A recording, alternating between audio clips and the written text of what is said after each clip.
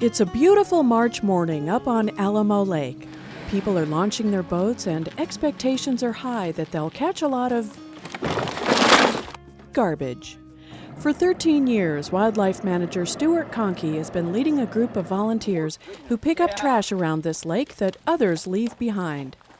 We started this project because actually our license agreement with the Army Corps of Engineers was coming due, and they were concerned about the amount of trash that was on Alamo Lake. And so we came up with this idea to get the bass clubs and volunteers involved in cleaning up the lake, and it's been a huge success. Volunteers not only contribute their sweat equity, but they also bring their own boats and off-highway vehicles to the project. We first started out with mostly people just bringing their boats, and it was just basically to pick up the shoreline trash. And through the years, I have a bunch of winter visitors that stay close to the Wayside Inn, and they've been a really big help. And so now I've got a whole kind of an army of people on quads, and they come out and they help out picking up areas that we can't really get to by boat. Alamo Lake is a prime bass fishing location, but the area also has plenty of camping and day-use facilities. Located about 35 miles north of Wendon in La Paz County, the 2,700-acre lake attracts thousands of visitors each year. Unfortunately, not all of them clean up after themselves. When we first started 13 years ago, we would have 5 to 6 dump truck loads full of trash in one day. And over the years, each year it's been getting less. One of my philosophies has always been, if people find it clean, they have a tendency to leave it clean.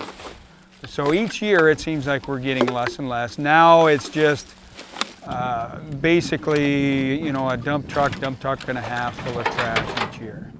With his son Chance helping him today, Stewart patrols the lakeshore collecting everything from discarded tires to old buoys.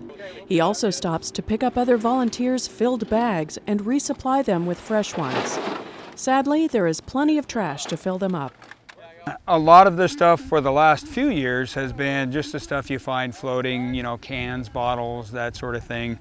This year we found several seats from boats, we found some old fishing poles.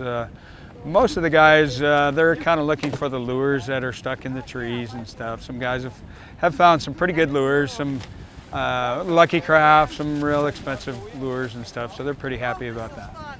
I found a Lucky Craft crankbait. Did you? Like brand new. First thing I found. That's about a $20 lure. Yeah, right those are like $15, $20 lure. We got a battery and we found a propane tank. Strangest thing I found was about 50 yards off the shore, up on a beaten path. It was a sprayer for chemicals. I'm not exactly sure what it was for or why it would be up here, but like killing weeds or, you know, pesticide. It didn't make sense to me. There's certain times, you know, it really gets frustrating in the spring of the year, like right after I have all these volunteers out cleaning up the lake, and then right like about Easter weekend, which will be in a couple of weeks, next thing you know, I've even had people that bag their trash, they just leave their bag out here. It's like, if you're gonna bring a bag out here, bag up your trash, please, pack it in, pack it out. I have guys that have been out here cleaning up for 2 or 3 months, putting in hundreds of hours, and then to come out and overnight, somebody can leave a bunch of trash. It just it makes me fairly upset. A lot of these volunteers have been coming to this event for years, and even though picking up trash all day may not sound like much fun, Stewart makes sure everybody gets something special out of it. I usually try to have a door prize raffle for everybody. It's free. I try to make sure that everybody goes home with a little prize, and then I also get donations for a free steak dinner. So it's a little bit of work, it's a lot of fun, and we also leave everybody with a good meal. When the day was over, 2 large trash trucks were filled, and the anglers on Alamo Lake can go back to worrying more about how many bass they'll catch instead of how many beer cans they'll reel in. Yourself out there and